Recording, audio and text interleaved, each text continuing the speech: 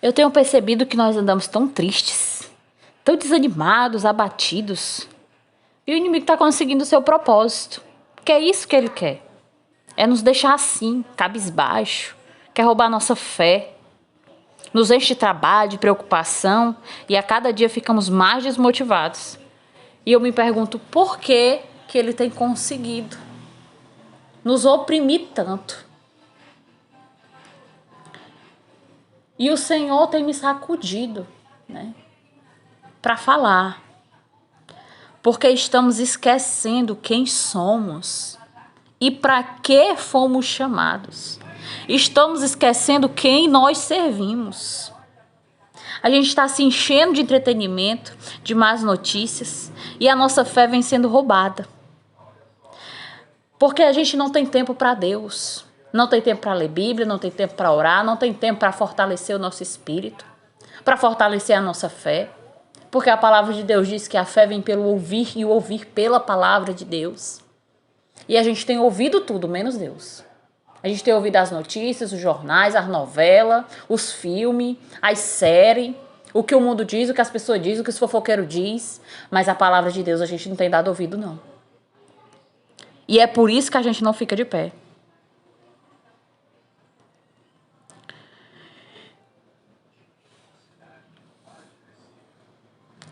Porque é a palavra de Deus que vai nos dar força.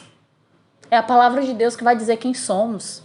É a palavra de Deus que vai nos dar um propósito, né?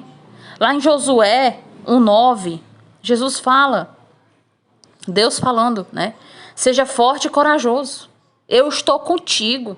Não temas, nem desanimes, eu sou o teu Deus. Lá em Romanos 8:37 fala que em Cristo nós somos mais do que vencedores. Não somos só vencedores, mais do que vencedores. Nós precisamos nos levantar a nossa cabeça, saber qual é o Deus que nós servimos. Nós servimos ao Deus Todo-Poderoso, Criador dos céus e da terra. Em Samuel 2:6 fala, vou até abrir aqui, Samuel 2:6. O Senhor é o que tira a vida e a dá, faz descer a sepultura e faz tornar subir dela. O Senhor empobrece e enriquece, abaixa e também exalta, levanta o pobre do pó e desce o esterco. Levanta o pobre do pó e desde o esterco exalta o necessitado, para o fazer assentar entre os príncipes, para o fazer herdar o trono de glória, porque do Senhor são os alicerces da terra, e assentou sobre eles o mundo. Em Filipenses 2:9, vai dizer que foi dada autoridade a Jesus nos céus e na terra e debaixo da terra.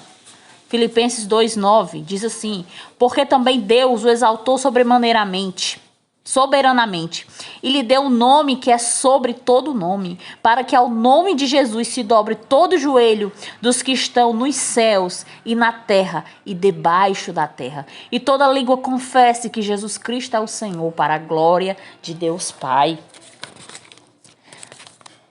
E o inimigo é o tempo todo nos acusando, é o tempo todo dizendo que a gente não vai conseguir, é o tempo todo nos colocando para baixo, querendo nos deixar triste, e a gente é dando ouvidos. Ele é mentiroso e pai da mentira. Não podemos acreditar no que ele diz. E por isso que nós precisamos de Bíblia, de palavra, porque é a palavra do Senhor que vai dizer o contrário. É a palavra do Senhor que vai dizer quem somos. Qual é o nosso propósito? O que Deus tem para a nossa vida? Quais os planos de Deus? Porque senão a gente é levado por qualquer coisa. Nós vamos ser o servo prudente que construiu a sua casa sobre a rocha, que a rocha é Cristo, é Jesus. Você está construindo aonde? Sobre a palavra? Ou sobre as suas vontades? Ou sobre o que você quer? Ou sobre o que você pensa? Ou sobre o que o mundo fala? Porque Jesus fala que aquele servo prudente é aquele que constrói a sua casa sobre a rocha. Mas o imprudente é aquele que ouve a palavra de Deus e não pratica. O que ouve e não pratica é o imprudente, que construiu a sua casa sobre areia, e qualquer vento derruba, e qualquer tempestade derruba, e qualquer circunstância derruba. Então a gente precisa ser aquele servo que ouve a palavra e pratica, porque o que ouve e pratica é o servo prudente, que está construindo a sua casa sobre a rocha, que está construindo a sua casa sobre a rocha, sobre um alicerce, e o alicerce é Jesus, é a palavra. A gente precisa da palavra, mergulhar em Deus, buscar o Senhor. Vamos se levantar como povo escolhido de Deus. Deus tem promessa sobre a nossa vida, Deus tem promessa sobre a nossa casa. O inimigo já está derrotado e nós sabemos o fim dele. Ele será lançado no fogo e ele quer nos impedir de viver o que Cristo tem para a nossa vida, o que Deus tem para a nossa vida, porque para ele não tem mais jeito. Mas para a gente, enquanto tiver vida, tem jeito, tem solução. É se arrepender, é buscar o Senhor de todo coração, de toda alma, de todo entendimento. Para que o Senhor mude a nossa vida, para que o Senhor mude o nosso caráter, para que o Senhor entre na nossa casa e mude tudo que Ele tem que mudar. Né? Porque o inimigo ele só nos amedronta para nos paralisar. Só para nos paralisar, porque ele não quer ver a gente avançar. Não quer ver o agir de Deus na nossa vida e a gente fica amedrontado e paralisado no canto. Ele não tem mais autoridade sobre a nossa vida. Se levanta, né? O Senhor diz, diga ao meu povo que marche, que ande. Se levante, ande. O Senhor é contigo, né?